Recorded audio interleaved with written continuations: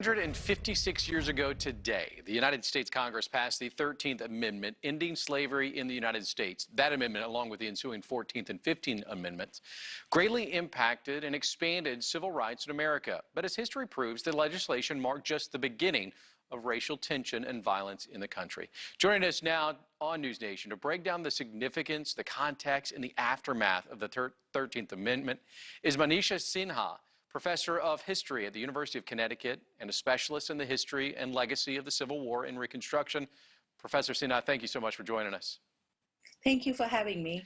As we move into Black History Month, this day in history is the beginning of the end of slavery, but it would take time to enforce. Why did it take so long from the passage of the 13th Amendment to actually stopping slavery in America? Well, the 13th Amendment was a very important step in ending slavery. Constitutionally, that meant that you could not legally enslave another person. The reason why it took so long, it was passed today in Congress, but like all constitutional amendments, it needed 3/4 of the states to agree to it. So it's only by the end of the year that the amendment actually is formally a part of our Constitution. The problem is that in the South, a lot of whites, especially former Confederates, resisted emancipation.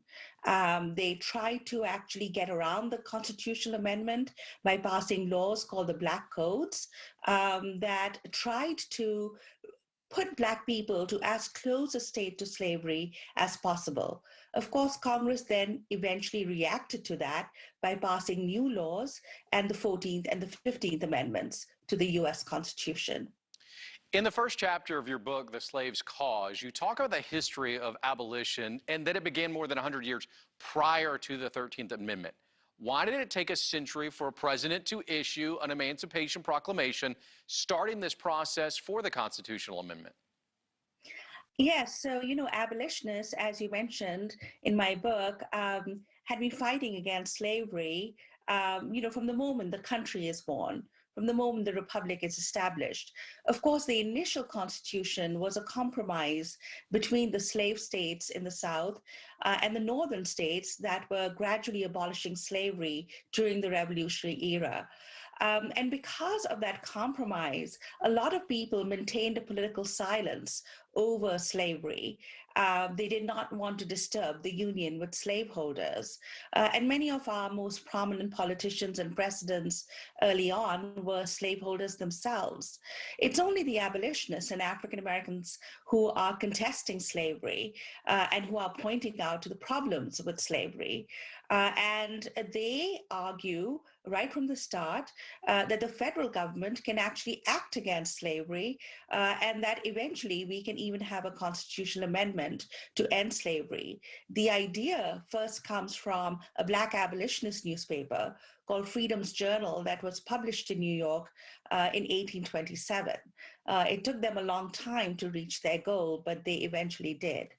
All right, so let's bring this to today. Social issues around race continue. What can we learn, Professor, from the abolitionist movement that can apply to what we've seen today? Well, I think what most American citizens can learn from the abolitionist movement is that ordinary people, Black and white, men and women, can actually contest present-day inequalities and injustices, and actually can expand the boundaries of American democracy.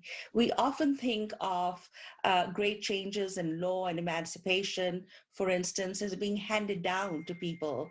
And actually, if you excavate the histories, the long histories of these acts and amendments, you find it is ordinary American citizens and their activism that has eventually moved the pendulum of the country towards greater justice. Professor Sinha, thank you so much for taking the time here on NewsNation. Thank you for having me.